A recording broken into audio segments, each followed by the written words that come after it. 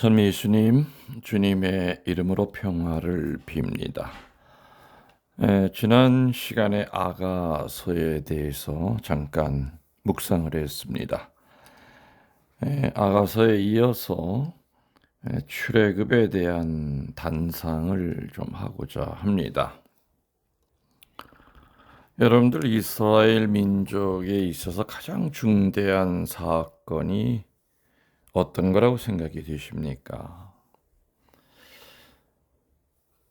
이스라엘 민족에 있어서 가장 중요한 사건, 또 잊어버려서는 안 될 사건, 또 흔들릴 때마다 다시 기억해야 될 사건,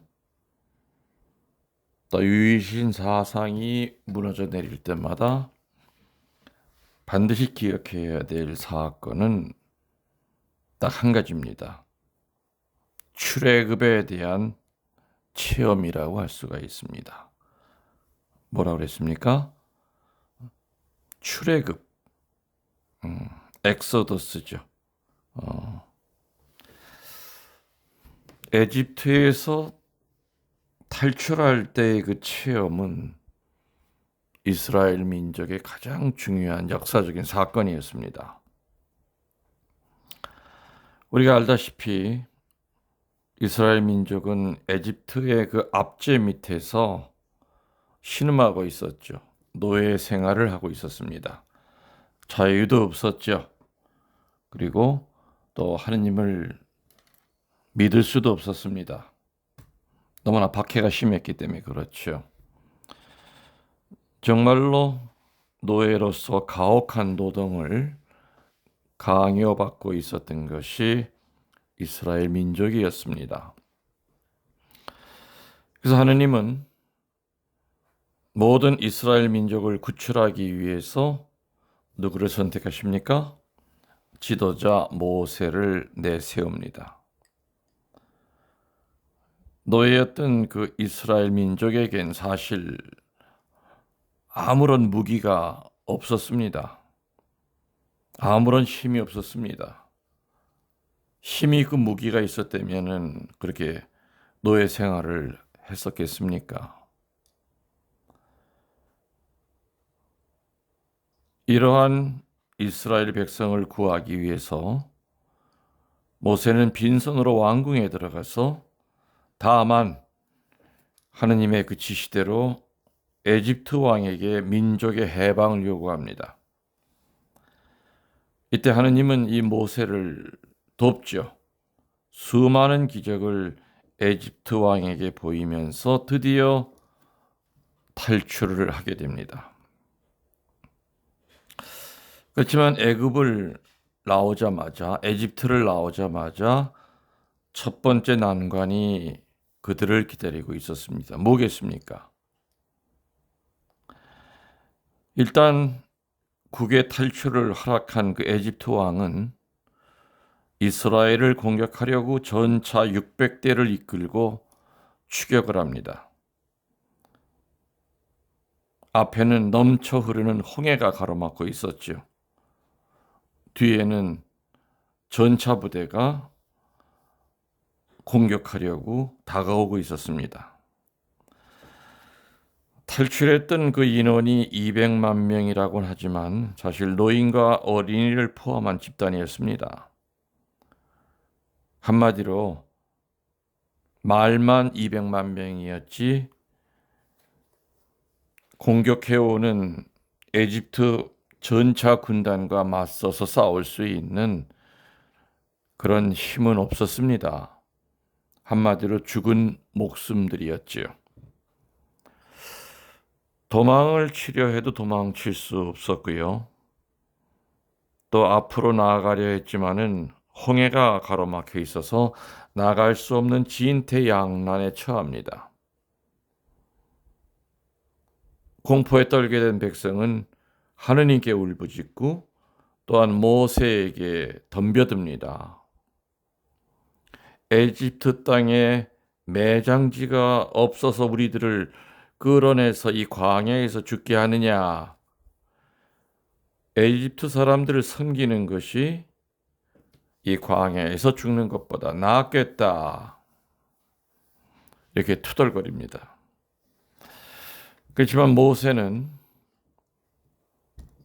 이러한 이스라엘 백성들의 이 불평과 투덜거림에 전혀 굴하지 않고 의연하게 말하죠. 너희는 두려워하지 말고 가만히 서서 야훼께서 오늘 밤 너희를 위하여 행하시는 그 구원을 눈으로 봐라. 모세는 확신했죠. 하느님의 구원을, 그리고 하느님의 약속을 믿고 있었던 겁니다. 너희들을 에집트의 손에서 건져내서 너희들을 인도하여 젖과 꿀이 흐르는 땅으로 이르게 할 것이다. 이렇게 약속을 하신 하느님의 그 말씀을 믿고 있었던 겁니다.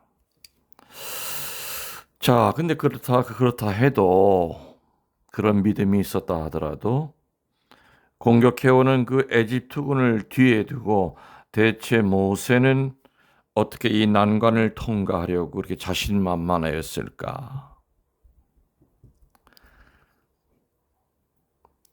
어떻게 해서 이 위기를 극복하는지 아시지요? 모세는 홍해 바닷가에 서서 지팡이를 들고 손을 바다 위로 내밉니다. 그러니까 하느님은 밤새도록 태풍을 일으켜서 바다에 길을 내십니다.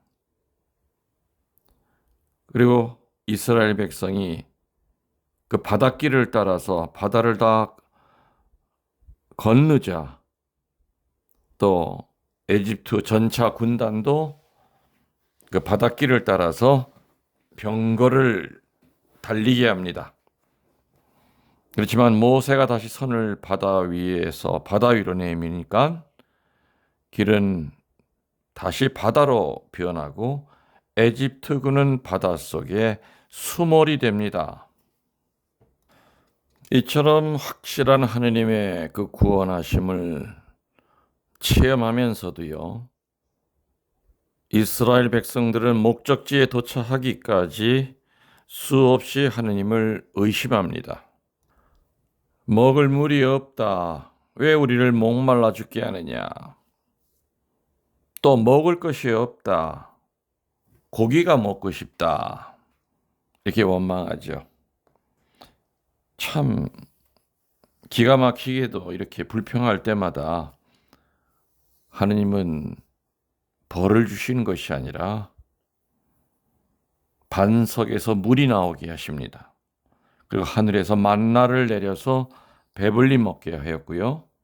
메추리를 주셔서 고기를 또 먹게 합니다.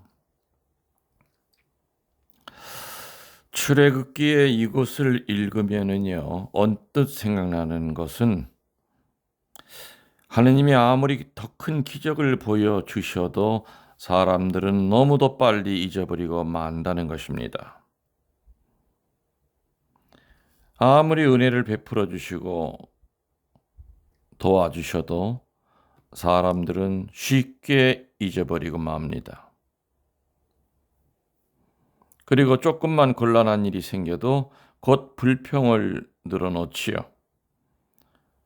바다를 갈라서 길을 열어주신 것만 생각만 하여도 감사하는 마음이 우러나서 그 기적을 절대 잊어서는 안 될 터인데도 불구하고 계속해서 불평을 늘어놓습니다. 저는 이 출애굽을 읽으면서 사실은 조마조마해집니다. 읽고 있노라면. 이런 이스라엘 민족에게 하느님은 꾸준하게 몇 번이고 구원의 손길을 뻗으시죠. 이다지도 불신앙의 인간들에게 이다지도 은혜를 베풀어 주시다니 놀라지 않을 수 없다는 얘기입니다. 마찬가지로 예수님만큼 망언을 체험하신 분이 계셨을까? 망은은 말 그대로 은혜를 잊어버리는 거죠.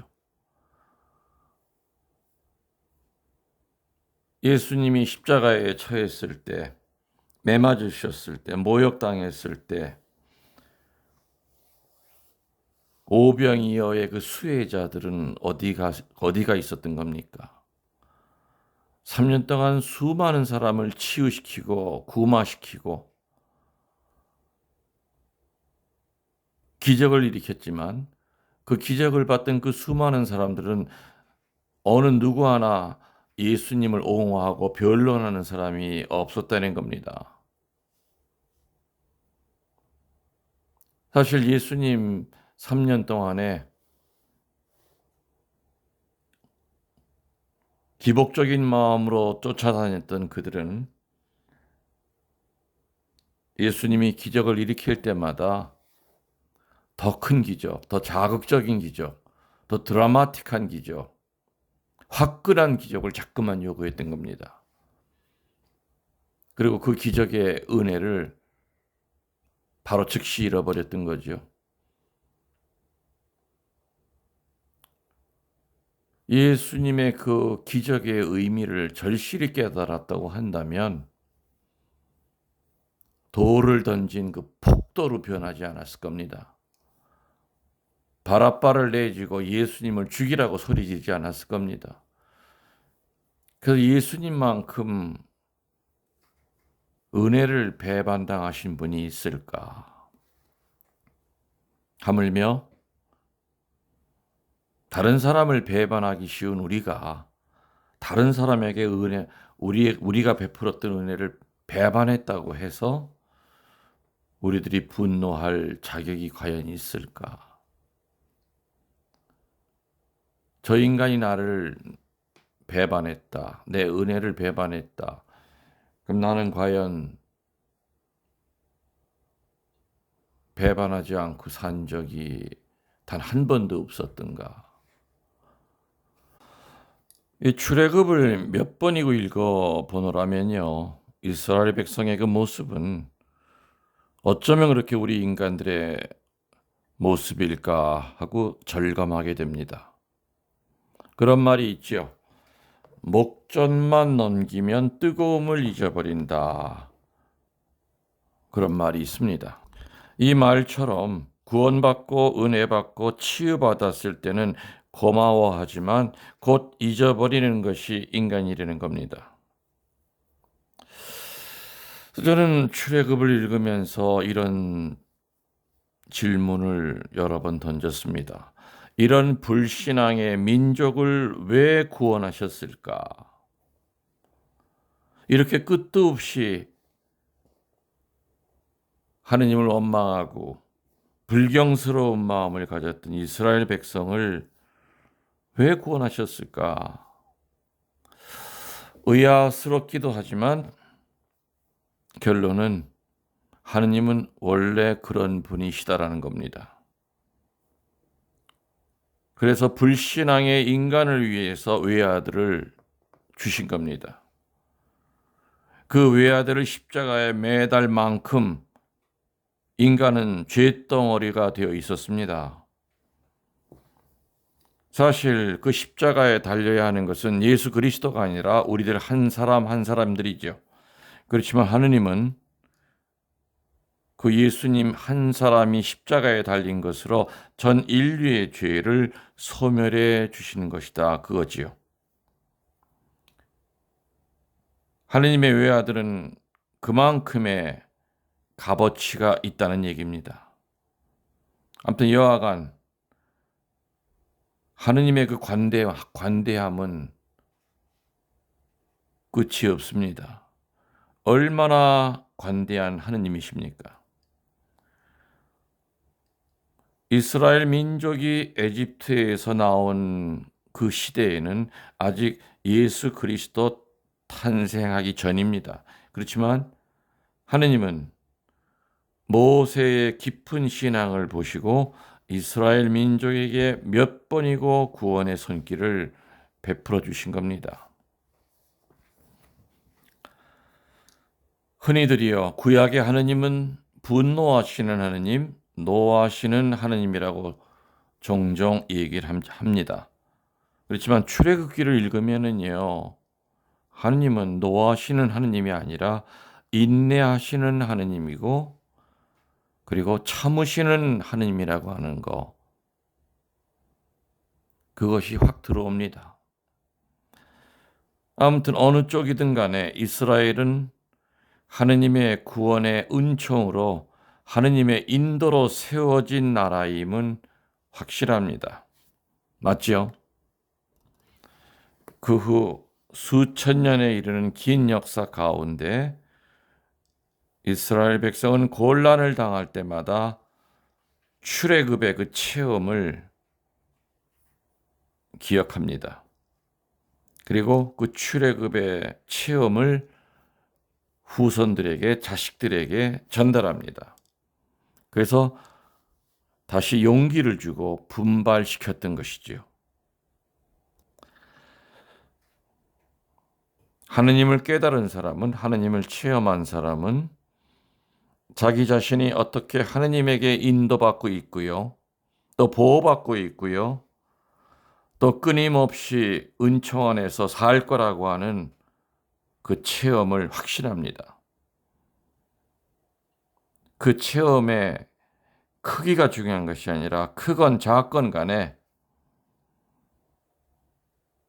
내 역사 안에 하느님께서 그 어떤 그 시간에 나와 함께 하셨다고 하는 것을 느끼게 되는 거죠. 이러한 것을 아울러 생각하시면서 출애굽, 요즘 탈출기라고 그러죠. 출애굽기를 다시 한번 숙독하시기를 권합니다. 두 번째의 단상은 열왕기상서에서 열왕기하서에 나오는 어떤 특정 인물에 대한 묵상입니다. 묵상이라기는 좀 그렇고, 아무튼 저는 이 상하서 읽고 역대기서를 읽으면서 이 한 사람이 이렇게 눈에 계속 밟힙니다. 그건 누구냐면은 왕비 이사벨입니다. 열왕기와 역대기에는 역대 왕들의 사적과 선지자들의 활동이 기록되어 있습니다. 대체로요, 왕의 사적을 자기 나라의 사람이 기록할 때는 대개는 좋게 격찬하는 그런 식으로 왕의 업적을 높이 칭송합니다. 그리고 가능한 결점은 거의 적질 않죠. 그리고 그 결점에 대해서 말하는 것조차 회피하는 것이 불문율로 되어 있습니다. 그런데 성서에는요, 역대 그 왕에 대하여 전혀 감추는 것이 없습니다. 미화시키는 것이 없습니다. 이스라엘 민족에게 가장 사랑받았던 다윗 왕도 그 범한 죄를 용서 없이 성경에서는 드러내놓고 있지요. 맞죠? 바로 이것은 뭡니까? 중요한 얘기지요. 절대 유일신 외에는 무엇이든 간에 위하지 말라는 그 계율을 가지고 있는 민족이 바로 이스라엘 백성이었기 때문입니다. 아무리 공의 있는 왕이라도 결코 우상화돼서는 안 된다는 확실한 신앙이 이러한 역사를 낳은 겁니다. 그래서 왕에 대한 미화가 없습니다. 공과 사를 분명히 적어 놓습니다.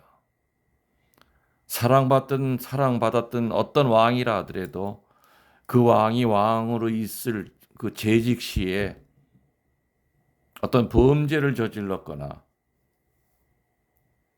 아니면 신앙적으로 타락했을 때 절대로 그것을 미화시키거나 합리화시키지 않습니다.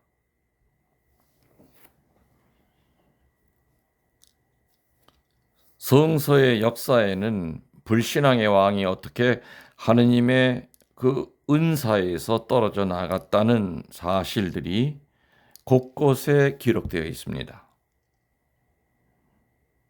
숨김없이 기록되어 있습니다. 그렇기 때문에 이것은 역사책인 동시에 신앙의 책이라고 할 수 있다는 얘기지요. 한마디로 성서책은 이스라엘을 하느님에게 돌아오게 하는 거룩한 책입니다. 이스라엘의 수많은 역대 왕 중에서 어느 왕이 떠오릅니다. 그 왕의 이름은 아합 왕입니다. 아합.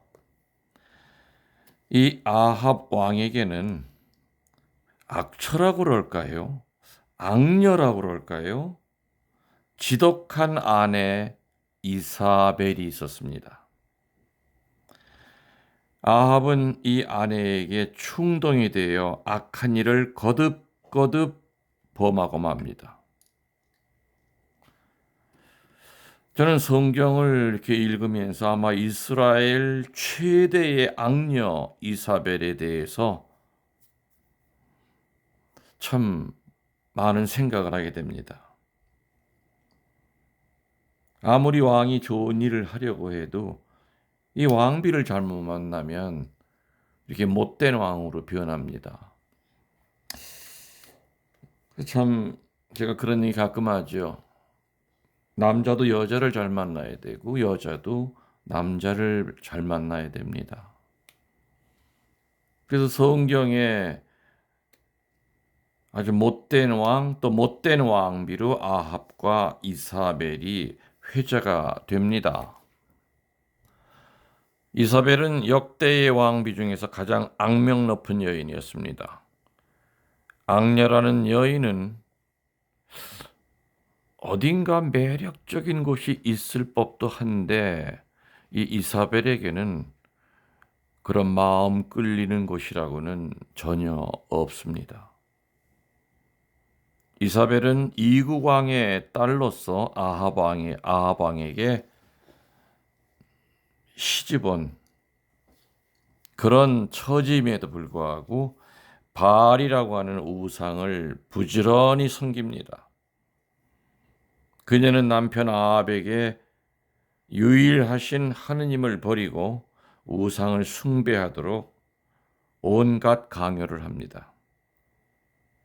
확실히 이사벨은 남편보다 억센 여자로 이렇게 나와 있지요. 그래서 아합은 이사벨에 끌려다니기만 합니다. 꼭두각시 왕이 된다 이 얘기죠. 이사벨은 번디 남편이 섬기고 있던 그 야훼의 그 선지자 100명을 박해한 걸로 기록에 나와 있습니다. 그 이유는 선지자는 상대가 왕이건 고관이건 악은 악으로 지적하고 두려워하지 않는 존재였기 때문에 눈에 가시였던 겁니다. 이사벨에게 또 우상 숭배하는 아합 왕에게는 그 선지자들은 손에 찔린 가시처럼 아픈 존재들이었던 거죠. 그래서 이사벨은 박해를 합니다. 이사벨에게 박해를 받은 선지자 중에 엘리야와 또 그 제자 엘리사라고 하는 두 대선지자가 있었습니다. 그들은 어떠한 때에도 하느님에게서 떠난 적이 없는 선지자였죠. 그리고 수많은 기적을 행합니다. 엘리야의 기도로 인해서 3년 동안 비가 오지 않았던 때도 있었고요. 그가 다시 기도하니 또 큰 비가 내립니다. 또 그의 제자 엘리사도 가난한 과부를 도왔죠. 항아리의 가루와 병의 기름이 먹어도 없어지지 않았던 기적, 죽은 이를 다시 살렸던 이야기, 문둥병에 걸린 나아만 대장을 깨끗이 고친 이야기 등 정말 신기하고 재미난 이야기가 많습니다. 여러분들도 구약 성서를 좀 펼치시고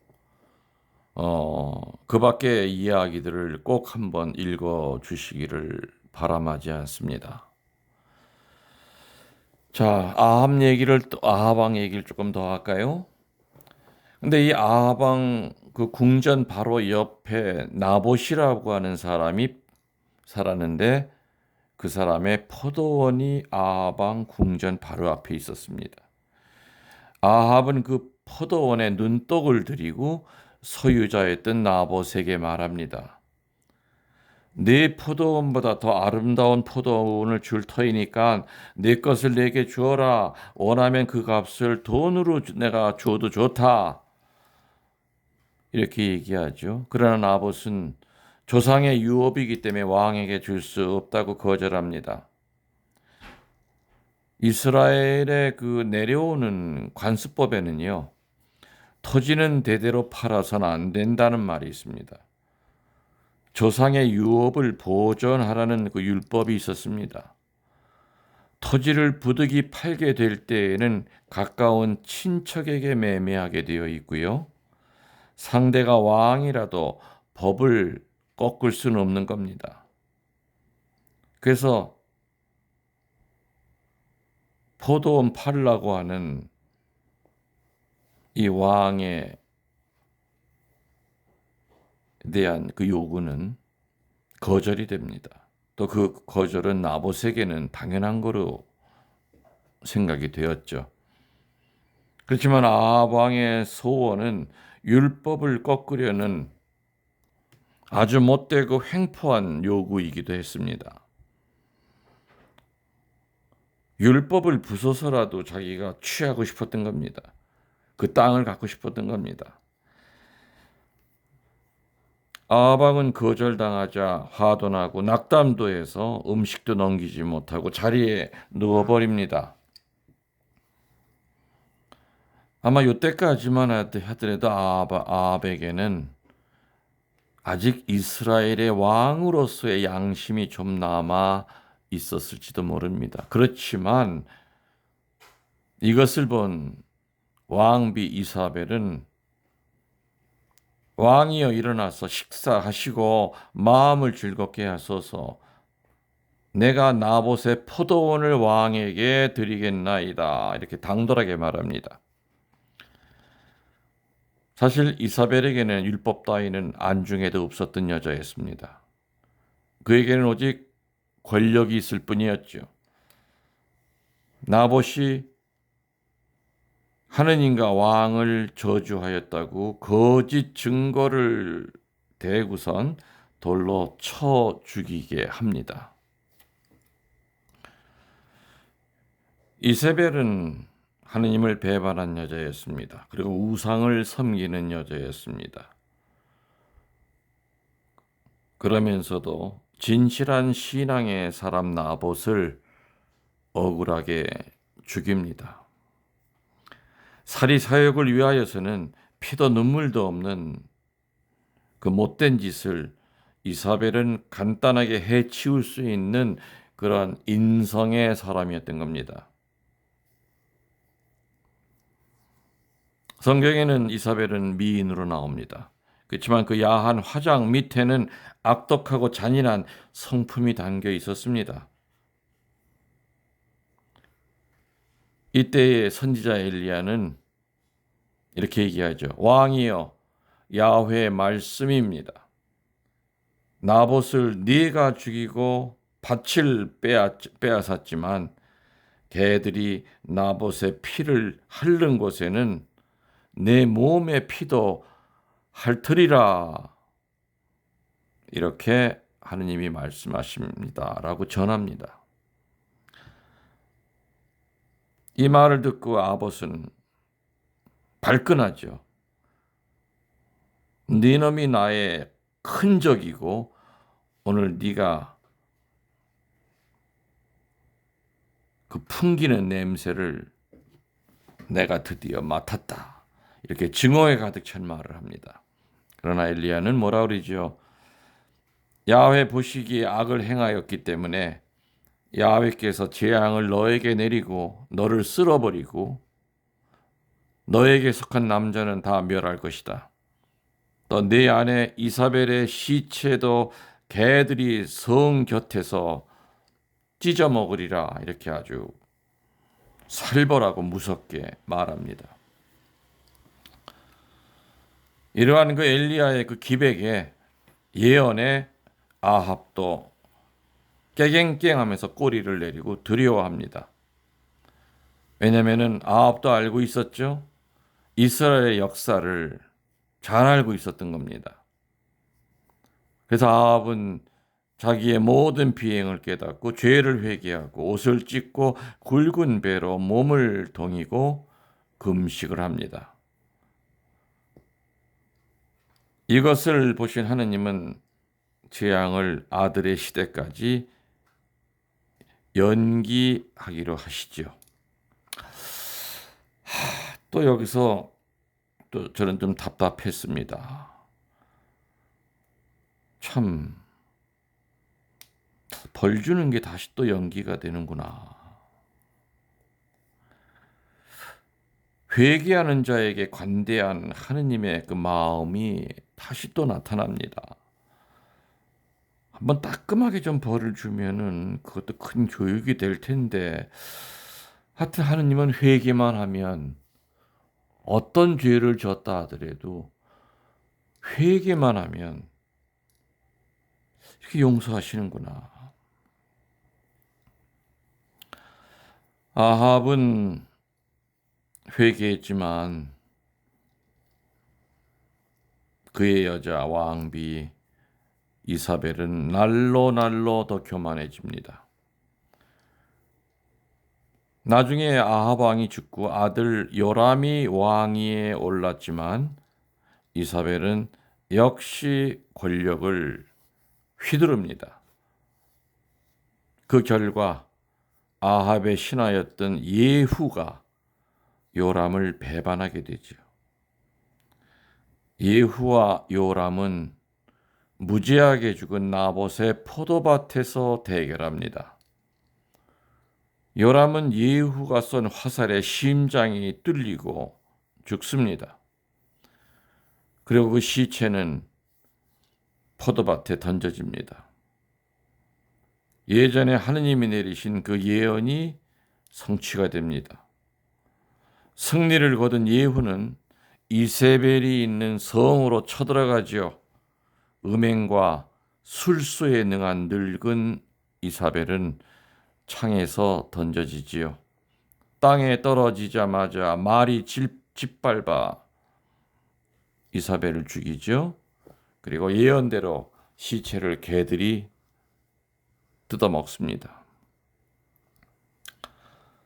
열왕기와 역대기에는 수많은 왕들이 등장하지만 하느님을 배반한 왕은 제 아무리 그 영화를 과시하여도 결국은 멸망하고 맙니다. 바로 이 역사책이 그 증인이 되지요. 이와 같이 여러 왕들의 생애는 현대에 사는 우리들의 그 생애의 방향을 지시하는 교훈이 되기도 합니다. 특히 목숨을 걸고 하느님의 말씀을 예언한 선지자들의 생애는 우리들의 자세를 바로잡게 해줍니다. 삐딱하게 기울어지는 우리들의 자세를 바로잡게 해줍니다. 하느님 앞에 무릎을 꿇으려 하지 않고 머리를 빳빳하게 쳐들려고 하는 우리들의 자세를 머리를 숙이게 만들어줍니다.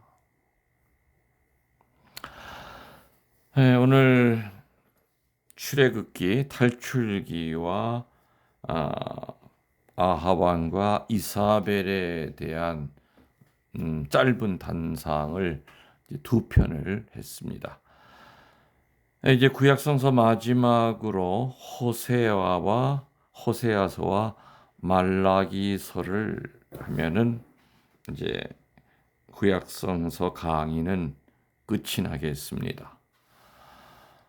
여러분들 오늘 제가 얘기했던 거 잘 명심하시고 특히 열왕기서와 또 역대기서에 나오는 그 왕들 얘기, 솔로몬의 이야기서부터 해가지고 한번 좀 읽어보시고 특별히 아합 왕과 그 이사벨에 대해서 한번 여러분들이 한번 읽어보시면 좋을 것 같습니다. 여러분들 영혼에 영혼을 더해서 사랑합니다. 강목드리겠습니다. 전능하신 천주 성부와 성자와 성령께서는 이 말씀을 듣는 모든 이들에게 강복하소서. 아멘.